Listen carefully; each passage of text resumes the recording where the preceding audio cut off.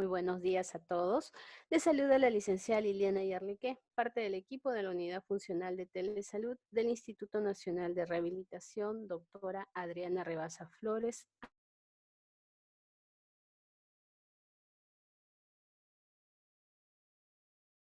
Amistad Perú-Japón del Ministerio. Continuaremos con el ciclo de teleconferencias en el marco del curso taller Prevención de Riesgos para Discapacidad Infantil. Empezaremos la telecapacitación programada para hoy a cargo de la doctora Gladys Alarcón Candia, quien es especialista en medicina de rehabilitación, jefa de la Unidad Funcional de Investigación y Desarrollo de Tecnología de la Oficina Ejecutiva de Apoyo a la Investigación y Docencia Especializada del Instituto Nacional de Rehabilitación. El tema, signos de alarma en el desarrollo psicomotor. Bien, doctora, la dejamos con su público. Bien, muy buenos días a todos. Vamos a hacer una presentación, creo que es bastante importante para identificar los signos de alarma en desarrollo psicomotor. Es importante que vayamos hacia la parte previa, que por eso vamos a ver una pequeña introducción. El desarrollo del cerebro humano, cuando hablamos de desarrollo psicomotor, siempre tenemos que estar hablando de cómo es el desarrollo a lo largo de la vida. Para eso vamos a ver un poquito de lo que es el desarrollo del cerebro humano. El desarrollo del cerebro humano se basa desde la concepción misma. Y si hablamos un poco antes de ello, sí, porque recordemos que la carga genética influye en el desarrollo del cerebro humano. Recordemos que desde que ocurre la fecundación, se producen los diversos procesos de embriogénesis y más o menos al día 17, 18 de la gestación, empieza un proceso neurológico que es la neurulación, ¿no? Se va formando el cerebro y está codificado en genes, usualmente el gen 3, 15, 21, etc. Todo esto está en la carga genética. Quiere decir, hay genes que van comandando para que buscas la diferenciación de las neuronas, del ectodermo, ¿sí? Doctora, disculpe, no estamos viendo más que la primera diapositiva. No sé si está avanzando ya y de repente no la vemos o es que así estamos. Sí, estoy avanzando, pero un momento.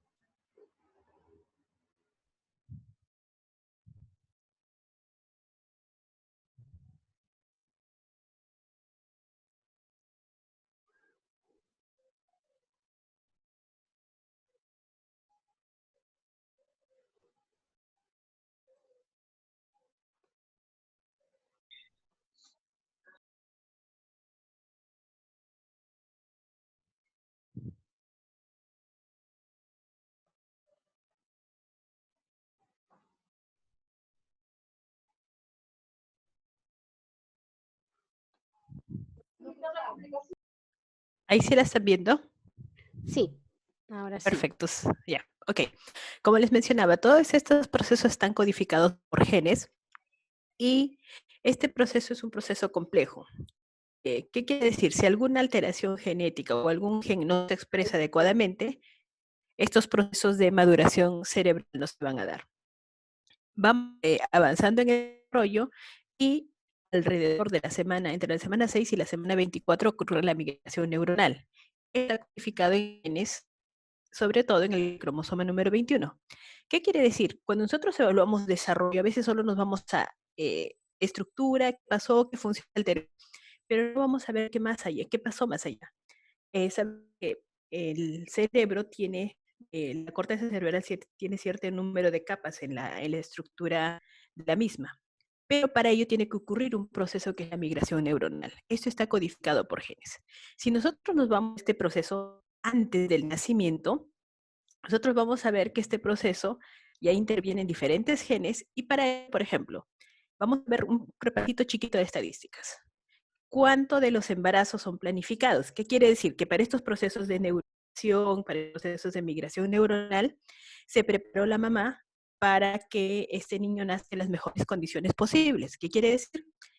Que los embarazos que son planificados, de la mamá consume su ácido fólico, esté emocionalmente estable, etcétera, son bien bajos. Por lo tanto, nosotros tendríamos que ver si es que estos procesos no han dado. haciendo un análisis estadístico se dice que alrededor del 60 al 80% de embarazos no programados. ¿Qué quiere decir? Que son embarazos que no fueron planificados, no fueron programados. Por lo tanto, no hay una preparación previa. Asimismo, la mamá se entera que está embarazada. La mamá se entera que está embarazada y ni siquiera a veces lo conceptualiza como tal. ¿Cuándo la mamá se da cuenta que está embarazada? El día 15 de la gestación, cuando esté el proceso de neurulación. Ahí puede haber algún proceso, medicamento, tóxico, patología que puede dañar el proceso. Vamos pasando a la migración neuronal. Recuerde que para que se activen o se expresen los genes necesitamos que la mamá esté en un ambiente estable. La mamá de repente no acepta el embarazo, qué sé yo, le avisa a la pareja, no acepta el embarazo, rechaza el embarazo. Sigue el proceso de maduración neuronal y este proceso se puede afectar porque hay metilación del ADN. ¿Qué quiere decir? Procesos de estrés, procesos que alteren este desarrollo adecuado de la parte cerebral, puede estar afectado por procesos de estrés, la habilidad emocional, por la metilación del ADN, procesos de estrés durante el embarazo. Seguimos avanzando y a la barriguita va creciendo, empiezan procesos como la mielinización, que es el tercer trimestre del embarazo. Los primeros meses no se dan muchos procesos de mielinización, no se da el proceso de mielinización porque primero tiene que haber la estructura, ¿cierto? Y se va desarrollando ya los procesos de la corteza visual, recepción, producción, etcétera. Si ustedes se dan cuenta en este grafiquito que les estoy mostrando, el primer año es más intenso el desarrollo de las funciones de la corteza auditiva y funciones cognitivas. ¿Qué quiere decir? Se va preparando la parte sensual para la preparación de las funciones cognitivas. La intensidad de desarrollo es bien amplia y alta en los primeros 12 meses. Si queremos ser un poquito más, hasta los 3 a 4 o 5 años. ¿Qué quiere decir? Este gráfico me ayuda mucho para ver algo bien importante. Cuando nosotros identifiquemos algún problema o algún daño, tenemos que ser oportunos. ¿Por qué? Porque tenemos los primeros meses de vida, la plasticidad neuronal es más intensa para mejorar algún función que esté alterado. Bien, si bien las funciones cognitivas se van desarrollando a lo largo de la infancia porque hay una estructura que da origen o es haciendo para que las cognitivas se vayan desarrollando, la neurogénesis de estos procesos es más intenso en la vida intrauterina y cuando ya está desarrollado la estructura, se va adquiriendo las funciones. Vamos a hacer un poquito, no sé si siguen viendo por favor lo que estoy pasando. Cuando hablamos de desarrollo, hay que entender que es un proceso dinámico. A veces pensamos que el desarrollo solo es un tema de que tenemos que codificar la estructura, una función. No es tan sencillo.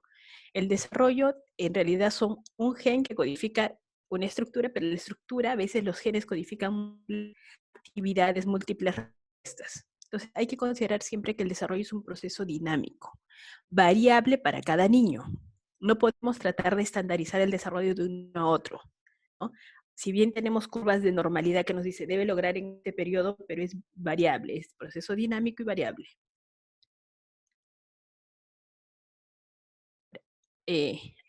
Hace efectiva la capacidad funcional de sus sistemas. Tenemos ahí los fenómenos de maduración, diferenciación e inhibición de funciones. Hay aspectos biológicos, psicológicos, nutricional, sexual, ecológico, ético.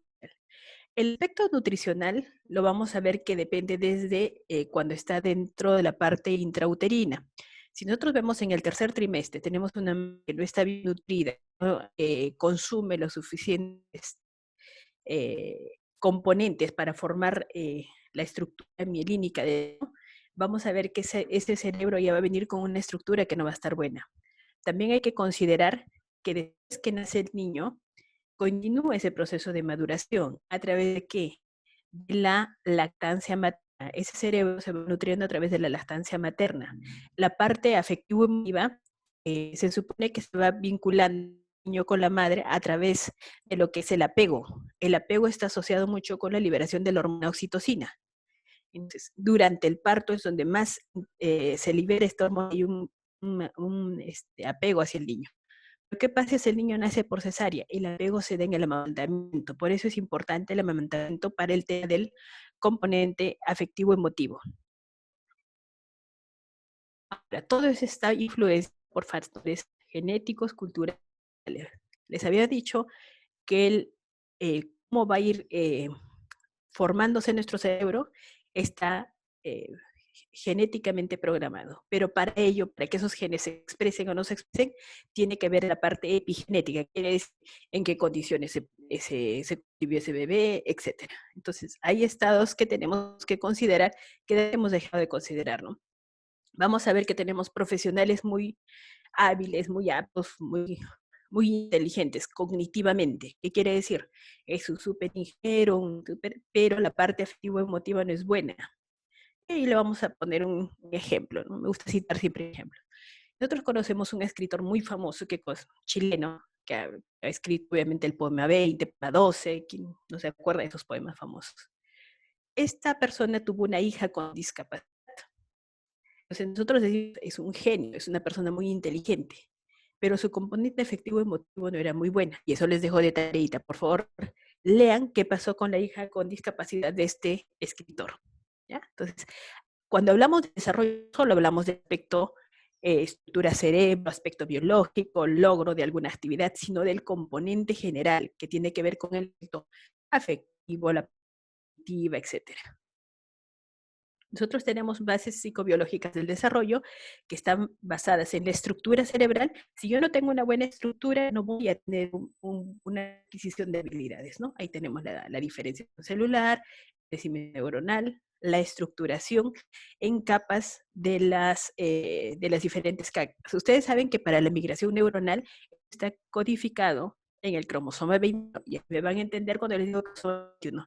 ¿En qué patologías creen que está dada esa migración neuronal? Ya, estoy hablando cromosoma 21. Esta migración neuronal se tiene que dar en un orden. Cuando ese orden no se da, hay una alteración en la migración neuronal, obviamente no va a poder adquirir funciones para esa corteza donde está afectada. También hay factores ambientales. ¿La nutrición es un factor ambiental importante? Sí. Y vamos a ver por qué. Y el estímulo. ¿Qué es un signo de alerta? Un signo de alerta en aquellas situaciones que se expresan un logro deficiente de las actividades que debiera realizar el infante conforme a los meses de nacido. ¿Qué quiere decir? A tal edad debiera lograr esto, no lo está logrando. ¿Por qué no lo está logrando? Me tiene que llamar la atención, ¿ya? Me tiene que llamar la atención cualquier situación que está expresando un logro deficiente de alguna actividad que debiera lograr. Para eso nosotros tenemos que manejar lo que son los test de desarrollo.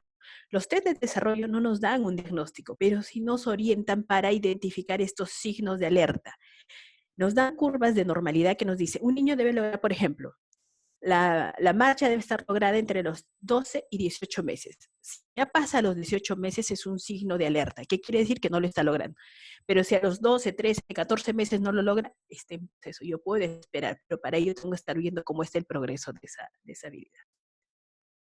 Cuando hablamos de un factor de riesgo, estamos hablando de un rasgo, característica, exposición de un individuo, que para el caso vendría a ser un niño, que aumente la posibilidad de sufrir una enfermedad o lesión.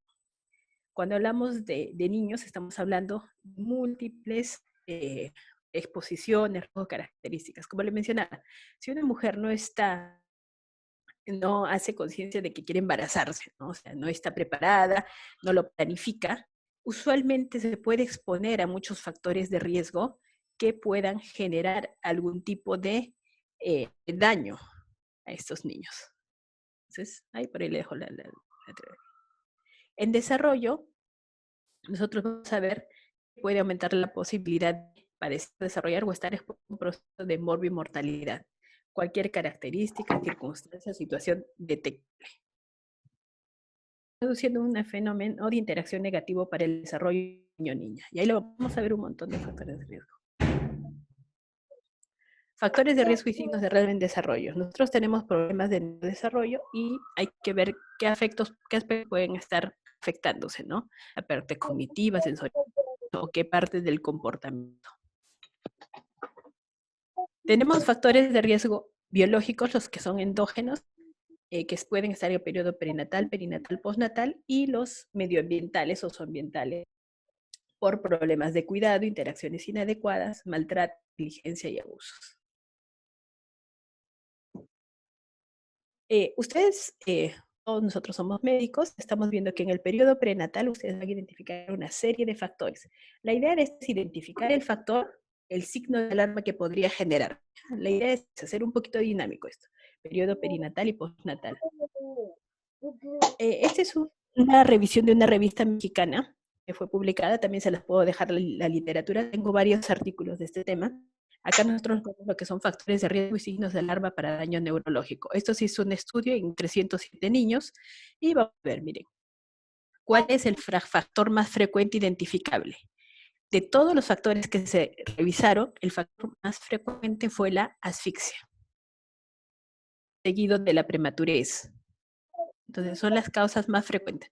De ahí viene la hiperbilirrubinemia y así bajando las causas, ¿no? Hiperbilirrubinemia, sufrimiento fetal agudo, parto distóxico, pero la causa más frecuente o el factor más frecuente identificado en estos niños fue la asfixia, seguida de la prematurez. ¿Qué significa? Vamos a revisar a continuación. Cuando nosotros hablamos de asfixia o cefalopatía hipoxítica, nosotros podemos tener alguna estadística de este tema, ¿no? Es del 2 al 5 por cada 1000 nacidos vivos en Estados Unidos. De esto, 20 al 40% dejan secuelas significativas. Entonces, este es un desafío para nosotros. A veces nosotros no identificamos, y esto va a un temita que también como médicos tenemos que dar cuenta, a veces nosotros evaluamos el desarrollo y decimos, sí, está yendo bien el niño, está yendo bien el niño. ¿Quién nos está identificando los problemas? Las profesoras de educación inicial. Ellas están identificando alrededor del 20 al 40% de niños que tienen algún tema en la parte de preescolaridad y los están mandando a las evaluaciones. ¿Qué quiere decir? Se nos están pasando un buen porcentaje de niños que tengan algún problema o algún daño, ¿no? Entonces, hay que estar identificando bastante bien esos temas. Ahora, si nosotros vamos detectando factores de riesgo, la edad de la madre es un factor de riesgo, por ejemplo, mientras más adulta, más riesgo de la trisomía 21. Si hay trisomía 21, ¿qué alteración estructural en el cerebro se produce? ¿Verdad? Hablábamos en el cromosoma 21 estaba qué gen, qué codificaba qué. Acuérdense de la alta paridad, las enfermedades crónicas, la hipertensión, la diabetes. Esto no es algo que solo niño nace pequeño, niño nace grande. Puede haber malformaciones asociadas a alteración de la formación del colon, hipoplasia sacra. Es decir, ya las enfermedades crónicas como la diabetes, la hipertensión, no solo es que el niño nació pequeño, microsómico, macrosómico, o puede tener también algunas alteraciones. La desnutrición y la obesidad. La obesidad también está asociada a formaciones y tiene mayor riesgo de algún daño a la salud. Y la desnutrición o la estructura, el daño en el niño también se puede dar. Sustancias tóxicas también están asociadas a problemas, ¿no? Infecciones maternas. Por ejemplo, vamos a hacer un pequeño ejemplo. ¿No? Tengamos un niño que tiene una infección materna por TOC. Esa alarma yo tendría que identificar, ¿no? Entonces, un TORCH, ¿qué me puede dar? Problemas sensoriales, la parte visual, la parte auditiva, por ejemplo, si tengo un antecedente de TORCH, tengo que revisar bien la parte visual, la parte auditiva, la parte neurológica para ver cómo está, ¿no? Entonces, tendría que hacer un seguimiento estricto de esos hitos del desarrollo en los test que apliquemos. Bueno, los embarazos múltiples por el riesgo de la prematurez y el traumatismo materno. Prolongación de trabajo de parto. ¿Se acuerda que habíamos dicho que la causa, el factor de riesgo más frecuente es el de asfixia perinatal, ¿no? Y la prematurez.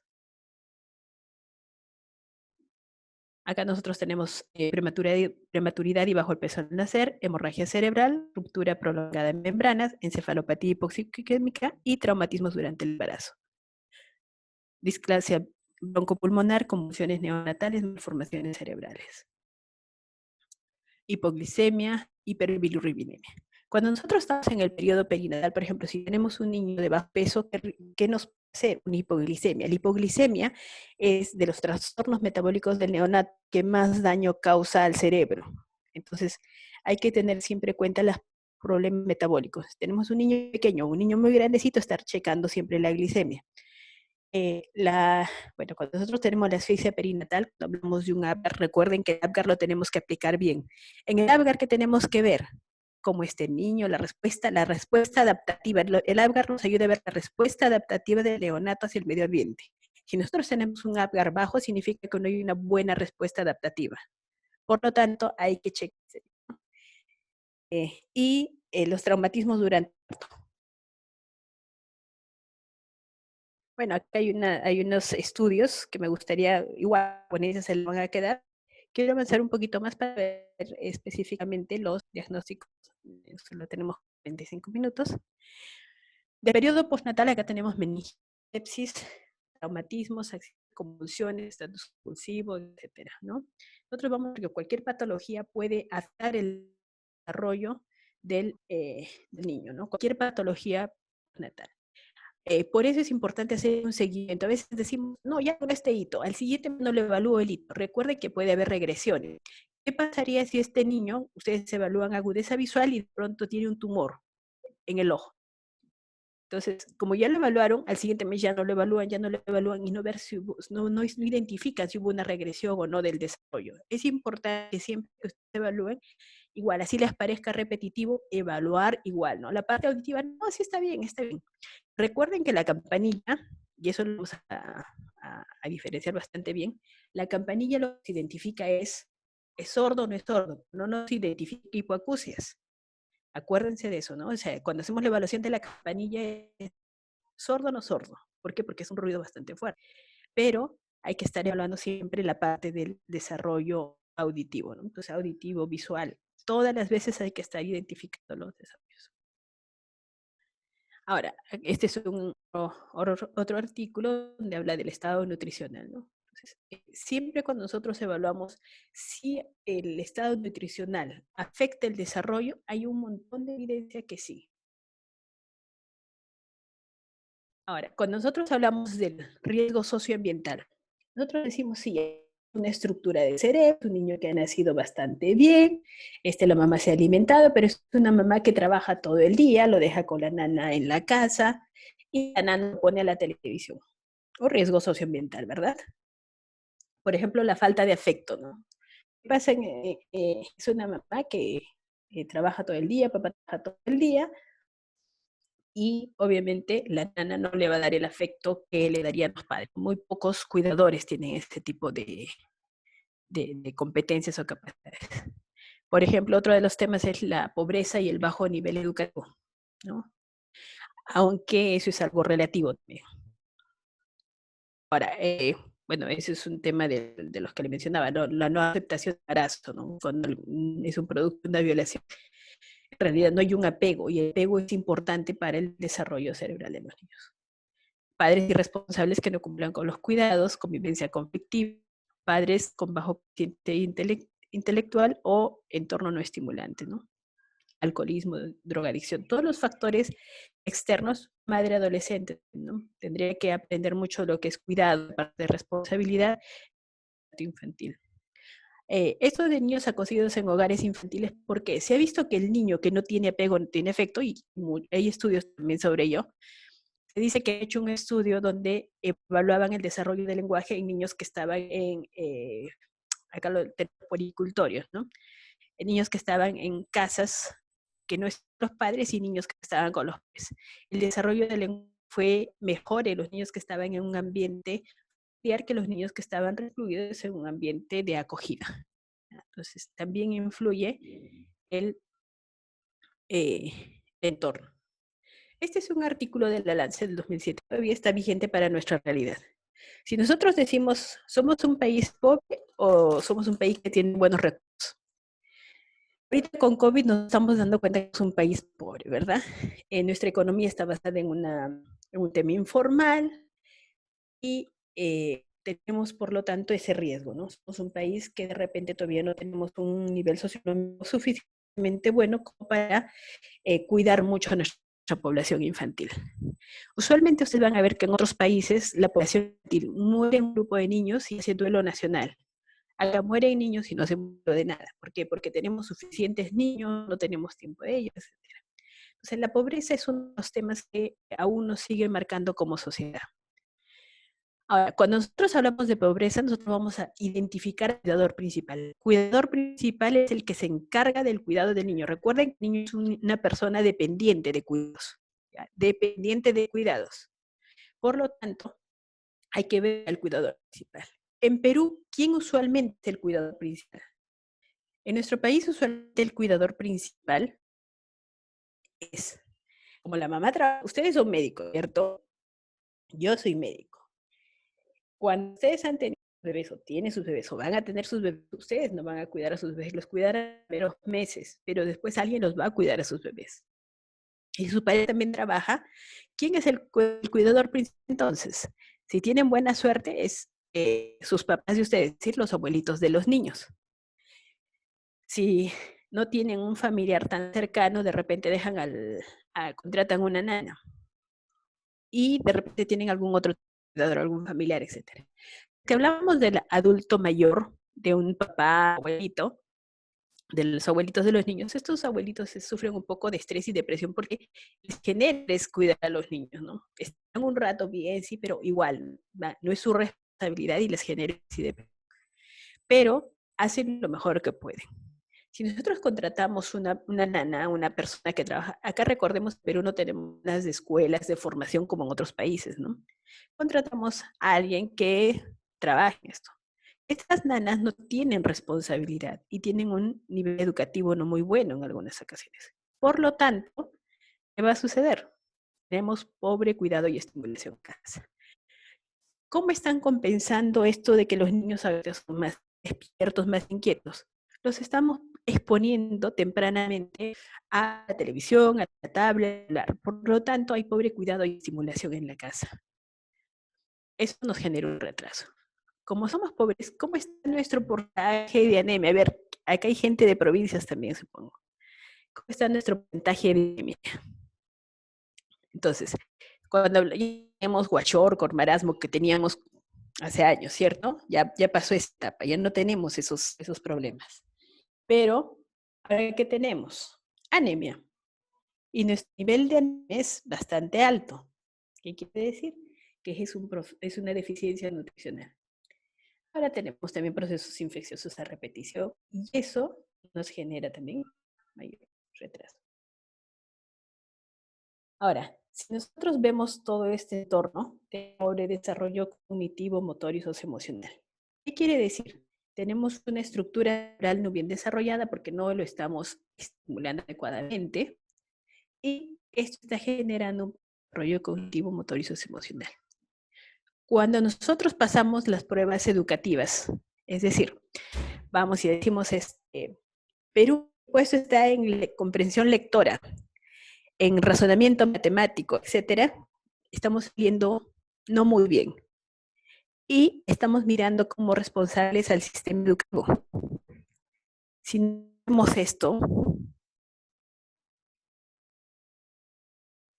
¿de quién sería la responsabilidad? Pobre rendimiento escolar.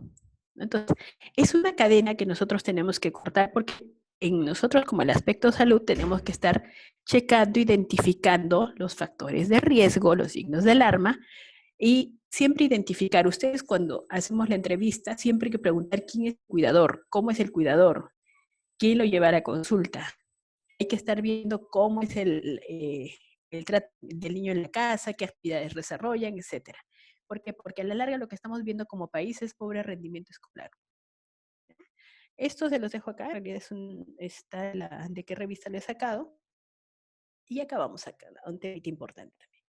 Entonces, ¿qué pasa si yo tengo un niño que le doy? Vamos a ver la ratita del cuadrito de arriba. Si ustedes ven, de comida y solo tiene agua. ¿Cómo ven esa ratita? Muy quieta, como que no se mueve, actúa, y miren su neurona. Su neurona tiene neurona, sí, pero ¿qué le falta? Que no se ve muy bien, ¿qué le faltaría ahí? Le falta conexiones. A eso un poquito me voy a salir del ¿Qué diferencia hay entre el cerebro de cualquiera de nosotros y el cerebro de Einstein? No vamos a ser tan cruel la fotito de acá la ratita. El cerebro de Einstein, lo que predominaba no era mayor volumen cerebral, no, eran mayores números de sinapsis. ¿Qué quiere decir? Mayor ramificaciones de sus neuronas.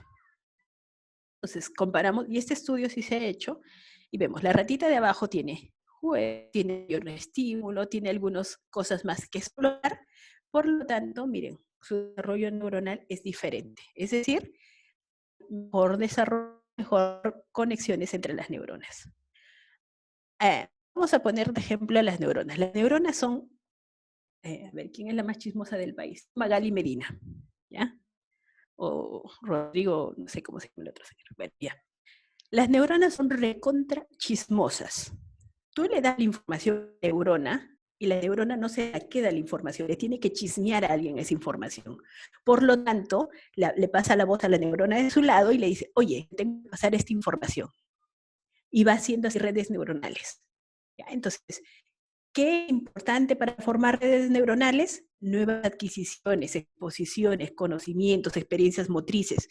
Eso es importante para el desarrollo de redes neuronales. Una neurona, como les digo, imagínense como la chismosa del planeta. Tiene una información y no se puede quedar, la tiene que contar alguien. Es por eso que cuando nosotros decimos un niño no puede estar quieto pensando o sentado frente a la tele porque no hay estímulo. Necesita estímulo para formar redes neuronales. Si nosotros no formamos redes neuronales, las neuronas, ¿qué pasa con el tiempo? Entran en apoptosis. Entonces, necesitamos que haya estímulos adecuados para formar redes neuronales. ¿Ya? Acuérdense, la neurona es chismosa. Y como es chismosa, por naturaleza le tiene que pasar información a la otra. Si no hay información que hace la neurona, se aburre y se muere de aburrimiento. ¿Ya? Aburre y se muere de adentro. Pero no es que se suicide tan rápido, también la neurona lucha para sobrevivir. Entonces, hay que darle estímulos adecuados. Y nosotros que somos adultos pasa lo mismo. Si nosotros no tenemos nuevas habilidades, igual nuestras neuronas van a morir en mayor cantidad. Si nosotros vamos adquiriendo nuevo conocimiento, nuevas habilidades, nuestras neuronas van a subsistir un tiempo más. Muy bien. Vamos a la correlación. Hay unas revistas que las tengo, si gustan, igual se las paso a la literatura. En el recién nacido, ¿qué tengo que ver? Cuando un recién nacido es muy irritable, es decir, un niño no debe ser, los extremos son malos. Si es un niño muy quieto, llora, no se queja, mojado y se queja, no llora, preocúpense. El otro extremo, muy irritable, también preocúpense. Entonces, en un recién nacido, ¿qué tengo que identificar? Si es muy callado o muy irritable. La actitud asimétrica sostenida, ¿no? Actitud asimétrica sostenida. Ausencia de movimientos espontáneos, succión deficiente y movimientos anómalos. ¿Para esto qué me sirve? ¿Explorar qué? Nosotros tenemos que explorar en un recién nacido los reflejos primitivos. Por ejemplo, el de la aprehensión, el tónico cervical asimétrico, el moro, el reflejo de la marcha. ¿Por qué? Si yo encuentro que hay un reflejo de acción inadecuado, yo podría pensar, y lo asocio al antecedente, traumatismo obstétrico, por ahí alguna lesión del plexo braquial. Igual si hay un moro asimétrico, ¿no? Por ahí alguna lesión de repente de algún nivel más alto, etc. Ahora, un reflejo de la marcha. Si yo lo paro al niño y el niño se para bien derechito y tengo que evaluar siempre el tambeo, ¿no? La succión. Recuerden que lo básico en un niño para sobrevivir, lo primero que tenemos que evaluar es la succión, ¿no? Si no succiona bien, este niño probablemente tenga problemas en la alimentación, hipoglicemias, etc.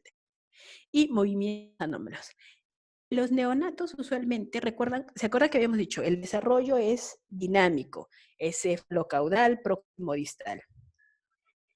En el neonato todavía va a haber reflejos de liberación. ¿Por qué? Porque todavía su cerebro no está controlando a su cuerpecito. Es probable que encontremos clonus, Babinski. Es aceptable en el neonato. ¿Por qué? Porque todavía no hay un control motor adecuado. Si hablamos ya a los 3 meses, una simetría sostenida, es decir, un bracito que no mueve y el otro sí lo mueve. La alteración del tono, para ello sí identificar la hipotonía o la hipertonía. Hace algún tiempo que estábamos por por una región, llevan un niño y en su carnet de desarrollo decía control cefálico, OK, control de tronco, OK. Y ya tenía 9 meses y no lograba bipedestación, pero es cierto, tenía control cefálico, control de tronco. Cuando ustedes lo levantaban, el niño se paraba. Tenía una espasticidad tan marcada que sí es cierto, controlaba la cabeza, pero no porque fuera un control motor voluntario. Recuerden que nosotros nacemos con como que reflejos, ¿no? Todo es reflejo. Nos ponen y cerramos. Nos estimulan el pie, hacemos la prensión. Nos hace nuestro reflejo de moro, todo eso. Todos esos reflejos primitivos van desapareciendo en diferentes edades, ¿cierto? Y nos vamos volviendo voluntarios, ¿ya? Entonces vamos tomando el control motor. Cuando yo veo que eso no está pasando, me tiene que llamar la atención, ¿ya? Por ejemplo, el desarrollo visual, probablemente han visto esto en los otros temas, por ejemplo, el desarrollo visual, el niño principalmente desde que nace no entiende, no ve los colores, lo que ve es profundidad, etcétera. Va desarrollando mirada y ya a los 3 meses ya tenemos que tener en un niño que no tiene más, fija, mantiene, sostiene. ¿Qué quiere decir? Fija y es el seguimiento de los 180 grados. Fija, mantiene, sostiene. Si a los 3 meses no fija la mirada, yo tengo que estar preocupándome, ¿no? No control cefálico. A los 3 meses ya el control cefálico se tiene que estar dando. Y otro de los signos de alerta es el pulgar cautivo. Ese pulgar que está atrapado. En los primeros meses es usual encontrar este pulgar. Al segundo mes ya se tiene que liberar y al tercer mes ya tiene que estar la manito libre. Pero si al tercer mes yo encuentro el pulgar aducto, pulgar cautivo, me tengo que estar preocupando. Entonces, ¿qué me tiene que preocupar? Las asimetrías. Y cuando es el tono, por ejemplo, muy aumentado o muy bajo. No fija la mirada, no hay control. Acá ya también tiene que estarme identificando el sonido, ¿no? Ahora, tienen que asociar siempre. Por ejemplo, si yo tengo asfixia perinatal, tengo que estar haciendo una evaluación neurológica bien adecuada. Si yo tengo una ictericia, ¿qué le gusta a la bilirrubina? El sistema nervioso. ¿Qué parte del sistema nervioso? La parte auditiva. Así sea una ictericia leve, moderada, qué sé yo, de 12, 14, hay que estar siempre haciendo seguimiento de la parte auditiva, ¿no? Igual la parte visual, el control cefálico, lugar cautivo, ¿no? A las 6, si yo tengo falta de interés por el entorno, ¿no? Entonces, no le interesa el entorno. Persistencia de reflejos arcaicos. Les mencionaba, a los 3 meses van a ir desapareciendo algunos. A los 4 meses va desapareciendo otro, lo sigue, etc. Se va volviendo voluntario. Y lo vamos a ver un poquito en el tema de prevención. De inicio, la prevención es primitiva, es decir, refleja, ¿no? Le ponen algo a la mano y cierra. A los 3 meses ustedes ven que eso se va perdiendo y va prediciendo a la parte voluntaria. ¿Qué quiere decir? El niño mueve las manitos cuando le muestran algo. A los 4 meses el niño ya junta sus manitos en la línea media. A los 5 meses ya empieza a agarrar objetos, etcétera, y va mejorando la precisión del movimiento. ¿Qué quiere decir? Eso si era voluntario eso que era reflejo se vuelve voluntario. Pero si hay persistencia de los reflejos arcaicos, me tengo que estar preocupado. ¿Qué quiere decir? Si hay precisión o si hay, por ejemplo, tónico cervical asimétrico. Ustedes han visto, no sé si lo conocen, el tónico cervical asimétrico es que le mueve la cabecita y el niño mira hacia el brazo que está extendido, ¿no? Gira la cabeza hacia el brazo que está extendido. Si es que este reflejo persiste a lo largo del tiempo, el niño va a lograr girar, porque cada vez que gire va a poner el brazo y se va a trabar. Entonces, cuando hay persistencia de reflejos arcaicos, no va a permitir un desarrollo adecuado. No agarre objetos. ¿Qué quiere decir? Que no se desarrolla parte voluntaria, ¿ya? Y respuestas monótonas. A los 6 meses el niño ya tiene que estar haciendo ¿qué? Giro libre, mostrando, conociendo el entorno. Ustedes van a ver que cuando es un neonato, 1, 2, 3 meses, ustedes lo cargan y pasa de brazo en brazo sin problema. A los 6 meses como que ya empieza a reconocer su entorno. Al año ya no se pega haciendo nadie, ¿no? Es bien difícil que un niño al año le diga, ven, y es un desconocido, no se le pega porque ya va reconociendo el entorno.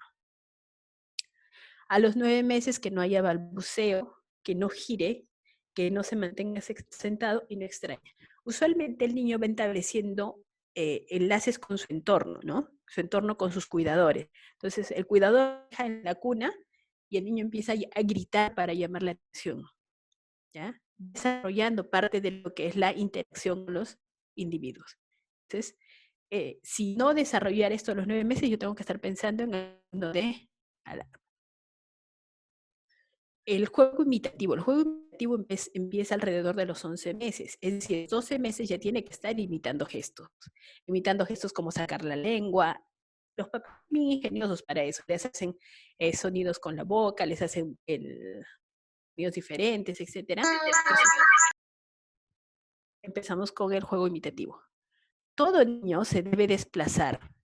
Entonces, es el desplazamiento. No interesa qué forma de gateo. Hay 80 formas de gateo. Hay un montón de formas de desplazamiento. La del gusanito, la del potito, la del ladito, no interesa, pero se tiene que desplazar. Niño que se desplaza, explora. Niño que explora, aprende. Niño que aprende, desarrolla. Niño que no se desplaza, tiene que preocupar. El estilo que se desplace no interesa. ¿Ya? No logra pinza, no silabea. Si no silabea, hay que ver qué tiene que estar preocupando. Parte auditiva. Siempre, siempre se está revisando la parte auditiva. A veces los sonidos son espontáneos, mapa, y aparecen y luego desaparecen. Eso puede verse un componente auditivo. ¿Ya? 8 meses que no logre marcha. Les habíamos dicho, empieza el desarrollo de la bipedestación alrededor de los 10 meses. A los 12 meses puede aparecer la marcha independiente, pero esperamos hasta los 18 meses. En el desarrollo no hay nada, todos los niños caminan a los 12 meses. Eso no funciona. ¿Ya? Cada niño es diferente. ¿Ya? Y es diferente en varones y en mujeres, ¿no? Ahora, no obedece órdenes sencillas. 18 meses estamos hablando año y medio. Se supone que ya a partir de los 11 meses del juego imitativo yo pude haber enseñado algunas conductas, etcétera, ¿no? A través del juego imitativo nosotros aprovechamos en enseñar. Ustedes se van a ver que algunos test de desarrollo tienen 18 meses control de esfínteres. ¿Por qué le han puesto eso tan pequeños? Dicen que es porque ese control de esfínteres no lo van a hacer de una forma consciente, sino a través del juego imitativo. El niño ya controla tronco, se puede sentar en el vacío, por lo tanto lo hacen a través del juego imitativo y por eso, a los 18 meses ya evalúan en algunos test el control de esfínteres. Si no desarrolló eso, cuando llega a los 18 meses y quedamos dar órdenes sencillas, no las va a obedecer. Ahora, todo niño que las capacidades adecuadas, etc., cuando quiera algo se va a dejar entender y para ello va a señalar, ¿no? Y a veces señala y no habla. ¿Por qué? Porque obtiene todo por cuando señala. Entonces, recuerden que también hay una necesidad de comunicación, pero si señala y obtiene todo, no va a desarrollar la necesidad de comunicación. ¿Ya? Que no señale, que no pida, que no quiera, ese es algo que también debe estar preocupando. Y aquel que no expresa emociones, ¿no? Usualmente cuando ustedes le hablan a un niño, los que son papás, le dicen, ay, le hablan contento, el niño sonríe, pero si le hablan así, ay, ¿por qué te hiciste tu popó? Cambia el gesto del niño, ¿no? Va entendiendo las emociones y después expresando la emoción. Eso de entender la emoción está a los 5 o 6 meses. ¿No? Pero no expresa emociones a los 18 meses, me tiene que preocupar. A los 2 años, cuando este niño tenga aislamiento, por ejemplo, que no juegue, que no interactúe, el juego, el niño va a aprender a través del juego. Que no haya juego un niño significa que no va a desarrollar aprendizajes. La timidez extrema y la conducta desorganizada. Entonces, si yo tengo un niño que de pronto está con un objeto, pasa otro objeto, y de repente tenemos un juego y pasa otro juego y pasa otro juego, me tengo que estar viendo también, eliminar los juegos y ver cómo está su nivel atencional. El juego, explorar un juguete es muy importante. Ustedes le dan un juguete a un niño, el niño usualmente tiene que explorar. ¿Qué pasa si yo le doy un juguete a un niño y agarra el ruedito y le empieza a dar vueltas y vueltas? Eso ya es una estereotipia, podría considerarse una estereotipia. Entonces, adecuadamente a los niños a través de cómo exploran, cómo interactúan con el entorno en el momento de la evaluación. Este es algo que les voy a mostrar que igual es de la revista mexicana, donde nos dice acá el signo, si es positivo, que podemos ver. Entonces, ¿qué se evaluó? Nosotros, cuando ellos evalúan a estos niños, que son los que tenían factores de riesgo, factor de riesgo más importante de la asfixia perinatal, que encontraron el signo más frecuente que encontraron. anómalo, los reflejos osteotendinosos alterados. Si nosotros hacemos un análisis de cómo vamos a los niños, ¿les evaluamos reflejos? Usualmente no les evaluamos reflejos osteotendinosos, ¿cierto? Entonces, lo que encontraron alterado fue reflejos osteotendinosos. ¿Qué más encontraron alterado? El tono. Hay que aprender a evaluar tono. Un niño prematuro tiene ligeramente el tono aumentado. Ligeramente el tono aumentado. Tiene que ser ligeramente aumentado, ¿ya? Pero hay que aprender a evaluar el tono. Entonces, reflejos osteotendinosos casi no los evaluamos en la consulta, pero sí hay que aprender a evaluar tono, la postura, el atrapamiento del pulgar también. Ustedes encuentran ahí un puñado de atrapamiento del pulgar. Aquí encontramos algunos signos que han encontrado asociados a esos factores de riesgo. Los factores de riesgo importantes que encontraron, ¿cuál era? Asfixia y prematurez. Y estos son los signos de alarma que encontraron. Ahí les he puesto los signos de alarma por grupos etarios, hay bastante bibliografía, pero si nosotros conocemos el desarrollo normal, todo lo que es dentro del, que esté fuera de esa normalidad, porque hay curvas, hay que preocuparnos. Cuando hay asimetrías en el desarrollo, también hay que preocuparnos. Por ahí tenemos un pie que va derechito y el otro está metido. Algo nos tiene que preocupar, ¿no? Está asimétrico. Todas las observando. Bien, justo estoy corriendo un poquito. Bueno, ¿qué conclusiones podemos llegar?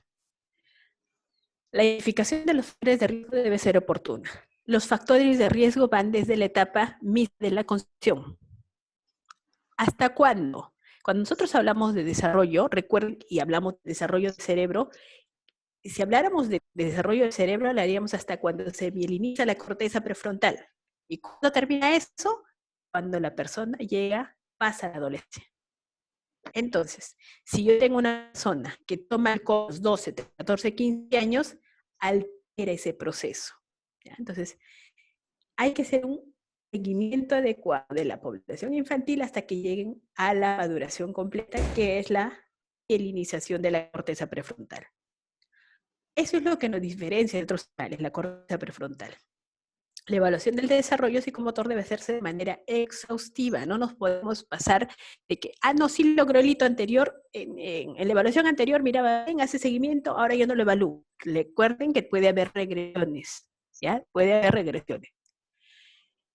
Identificar los signos de alarma, es decir, persistencia, tono alterado, persistencia de una conducta previa, etcétera.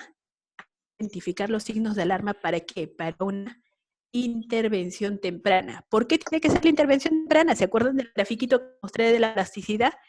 Porque mientras más temprana yo mi intervención, mejor va a ser el resultado, porque la plasticidad es más intensa. La plasticidad es más intensa, ¿cuándo? Al inicio de la vida.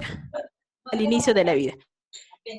Nosotros que somos mayores, adultos, decimos, no, ya no hay plasticidad, ya no podemos hacer nada. No, sí tenemos plasticidad y en eso se basa la rehabilitación también, ¿no? La rehabilitación se basa en la plasticidad, pero no es tan intensa como un niño. Y no perdamos la oportunidad de lograr un cambio en la población infantil. Si nosotros queremos tener que en realidad logre un cambio, tiene que hacer la intervención en la población infantil. Partiendo de la evidencia disponible, entonces los economistas ahora sostienen que intervenir en la primera infancia representa la inversión más poderosa que un país puede realizar con retribuciones en el transcurso de la vida, muchos mayores que cualquier otra inversión inicial. Entonces, ya los economistas se han dado cuenta que intervenir en infancia es importante, ¿no?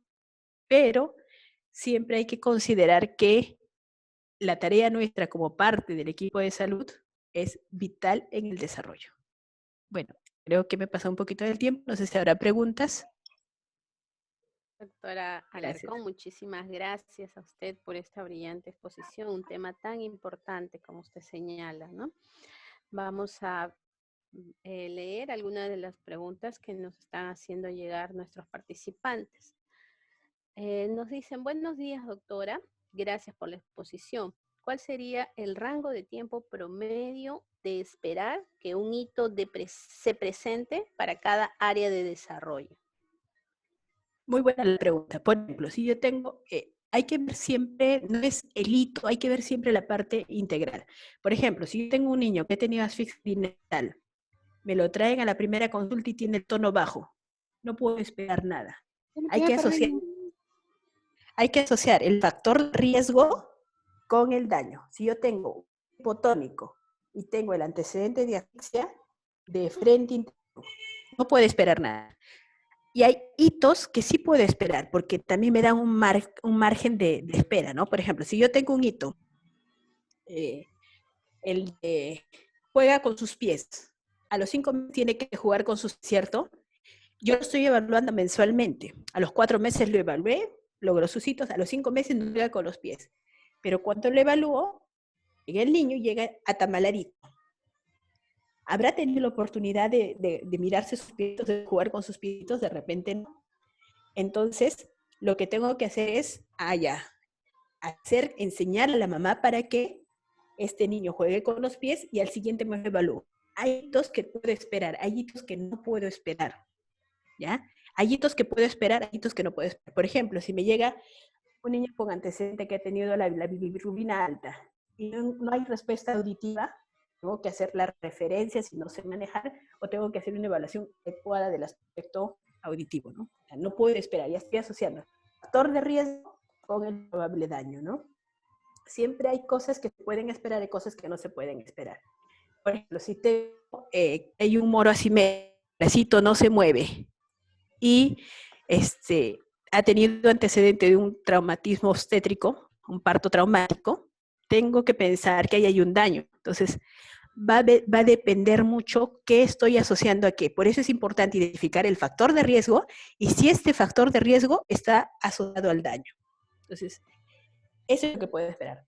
En el tema de control de esfínteres, por ejemplo, va a depender de si le enseñaron o no le enseñaron. ¿Qué pasa si no le enseñan hasta los 24 meses? Eso ya es un tema de entorno. Entonces, tengo que enseñar, orientar a los papás que le van enseñando el control de esfínteres. Entonces, va a depender mucho de cómo nosotros vayamos identificando los factores de riesgo y asociándole al que produzca o al signo de alarma que estemos identificando. No hay estándares. En desarrollo, por ejemplo, me dice, el control cefálico tiene que ir a los 3 meses, pero significa que al mes ya tengo que estar evaluando si lo pongo boca abajo y por momentos levantan la cabecita y es un proceso. Recuerden que el desarrollo es un proceso. No voy a agarrar al niño de meses, ¿no? Agarro al niño desde el mes, 2 meses, le voy haciendo un seguimiento y tengo que ver cómo está yendo este niño. ¿Alguna otra pregunta? Sí, sí, doctora. Muchísimas gracias. Nos preguntan, bueno, nos dicen así, doctora, buenas tardes, muy interesante su exposición. En su experiencia, ¿usted ha llegado a visualizar actitudes de un niño autista durante los primeros meses? No, recuerden que nosotros lo que vamos a ver en los primeros meses usualmente es cómo el niño interactúa con su entorno, cómo este niño sí está interactuando. En realidad, para ver o hablar de autismo, nosotros tenemos que ver diferentes componentes, la esfera de afectividad, la parte de comunicación. Es muy complejo definir algo así. Pero recuerden que este es un proceso, hay que estar identificando constantemente si hay algún factor asociado, si hay factores de riesgo, y hasta cuando me olvides de decir, ¿cuándo yo tendría que estar haciendo seguimiento a estos niños? Usualmente si tenemos niños con factores de riesgo, tendríamos que hacerle seguimiento hasta cuando logren la parte de estar incluidos en el sistema educativo. ¿Por qué? Porque están yendo bien y de pronto aparece algún problemita cuando están a los 3, 4, 5 años o a nivel de la lectoescritura. Si tenemos factores de riesgo, hay que estar recomendando siempre que va a ser evaluadores y los evaluadores también para hacer un seguimiento hasta los 6, 7 años. En niños pequeños es difícil decirle autismo, no hay autismo. ¿Por qué? Porque va a depender de la parte sensorial. Y si yo estimulo adecuadamente la parte, voy a tener respuestas adecuadas. Si yo tengo problemas en la parte sensorial, no voy a tener respuestas adecuadas que tenemos. ¿Alguna otra pregunta? A ver. Algo de oxitocina por ahí leí.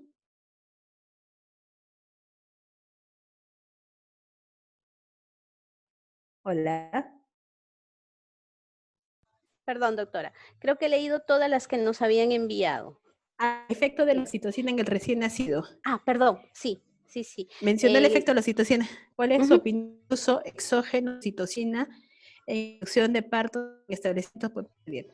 El uso exógeno de oxitocina es para mejorar el tono es- del útero, pero yo estoy hablando de la oxitocina que libera la mamá cuando da luz.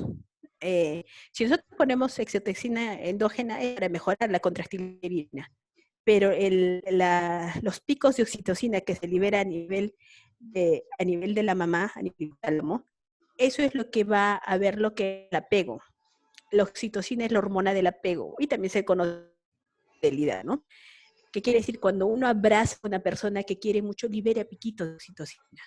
Entonces, si yo le pusiera solo en el parto, es algo que mejora la emisión uterina, pero no me vincularía a un apego. Recuerden que el apego es un estímulo constante, ¿no? Entonces, tiene que haber abrazo. Cuando succiona el pezón es algo que es un tema constante, ¿no? Ahora, definitivamente se libera el pico máximo el parto. Por eso hay un componente efectivo emotivo importante de la mamá. Por más que tiene dolor, igual puja para tener así, ¿no? Bien. Creo que esas son las últimas, ahora sí la última, doctora, disculpa, hace un momento se me había pasado. Quisiera pedirle, doctora, dado que gran parte de los participantes son médicos del primer nivel de atención, ¿qué recomendaciones les daría a ellos justamente en base a todo el tema que ha tratado, ¿no? Bien, yo lo que les podría decir es, primer nivel de atención es la base para empezar. El primer nivel de atención es que esté en contacto con la madre, esté en contacto con la comunidad, sabe cómo viven, comen, costumbres, cultura. Por lo tanto, eh, estos médicos de primer nivel tienen la oportunidad de conocer eso. Definitivamente es difícil cambiar la cultura o la costumbre, pero sí podemos intervenir para mejorar el desarrollo del niño en base a conocer la cultura. Las intervenciones en el primer nivel en realidad va a ser el que logre el cambio en el país. De tercer nivel no podemos hacer eso. El primer nivel, por eso ustedes tienen que estar en la capacidad de discernir cuándo es un desarrollo normal, cuándo hay un signo de alarma, cuándo referir, cuándo manejar ustedes. ¿Qué quiere decir? Ustedes van a manejar desarrollo psicomotor. Ustedes dar pautas, claro que sí, ustedes son bien imaginativos, conocen la cultura de la sociedad. Entonces, de repente yo puedo decir, ofrézcale un juguete y haga esto, ¿no? En la sierra, por ejemplo, ¿cómo juegan? Hacen los caminitos, los chochos, con el dedo, hacen casitas con piedritas y la motricidad, desarrollo de repente, el estímulo, ustedes lo pueden orientar de acuerdo a cada realidad. Entonces, primer nivel tiene la habilidad de hacer un seguimiento adecuado tanto del desarrollo global como de cómo está su entorno, ¿no? El entorno, el estímulo, la fe, el apego y también la orientación, como les mencionaba. Es importante que un niño sea deseado, planificado, si no, hay mutilación del ADN. Si ustedes gustan, les puedo mandar información acerca de estrés y embarazo, cuando no hay aceptación o planificación del embarazo, que también sería importante que lo tengan, ¿no? Que lo conozcan. Quien necesite información, bueno, ustedes tienen mi contacto, si no lo podemos poner acá en el mensaje, mi correo, para que tienen alguna duda, no haya, me hagan conocer, o si quieren bibliografía del tema, también les dejo mi correo, filol@gmail.com, para cualquier contacto, pregunta o duda. ¿Listo? Bien, muchísimas gracias, doctora Gladys Alarcón Candia. Ha sido un gusto tenerla con nosotros el día de hoy. Y pues un aplauso para usted, doctora, y a nombre de todos los participantes. Muchísimas gracias. Gracias a todos ustedes y espero que tengan un bonito fin de semana, una semana santa y que somos de este que nos tiene aislado. Muchas gracias. Hasta luego a todos. Hasta luego, doctora. Muchas gracias. Bien, gracias también a todos nuestros participantes. Recordarles que el Instituto Nacional de Rehabilitación también trabaja con teleconsultas. Esto es parte de los servicios de telesalud que se brindan en el instituto y pues los invitamos a que puedan ustedes realizar sus teleconsultas con nuestros especialistas. Vamos a dejar el correo de teleconsulta.inr@gmail.com, que es el correo al cual ustedes pueden solicitar las teleconsultas. También recordarles que estas telecapacitaciones que hemos dado la semana pasada y parte de esta semana están siendo colgadas en la página web del Instituto Nacional de Rehabilitación, específicamente en la caja de herramientas que nosotros tenemos para poder brindarles a ustedes toda la información. Hola, un favor, lo Sí, quería mencionarles, es por encargo de la doctora Ojo, que el día lunes 13 tenemos la ponencia de lo que es peruano. Entonces, para invitarlos a ustedes, existen varios instrumentos para evaluar desarrollo, pero si todos conocemos desarrollo psicomotor bien, no interesa el instrumento que utilicemos, pero para este vamos a utilizar vamos a hablar del test peruano, que es un instrumento que ha sido validado aquí en Perú. Ese es el día de lunes, hacer ponencia de test peruano, para que queden invitados los que han participado el día de hoy. Claro que sí, doctora. Vamos a estar haciendo llegar el enlace de la sala Zoom al WhatsApp desde donde se les ha hecho la invitación. Y pues agradecerle, doctora. Entonces el día lunes también nos estaremos viendo. Bien, muchísimas gracias. Entonces vuelvo a recordarles que los videos se encuentran, ya hemos colocado ahí el acceso a la caja de herramientas de la página web del instituto. Bueno, entonces el día lunes estaremos viéndonos nuevamente. Muchísimas gracias a ustedes. Por favor, no olviden llenar la encuesta, que es muy importante para nosotros para poder seguir mejorando y brindándoles temas que contribuyan a su labor. ¿Sí? Muchísimas gracias.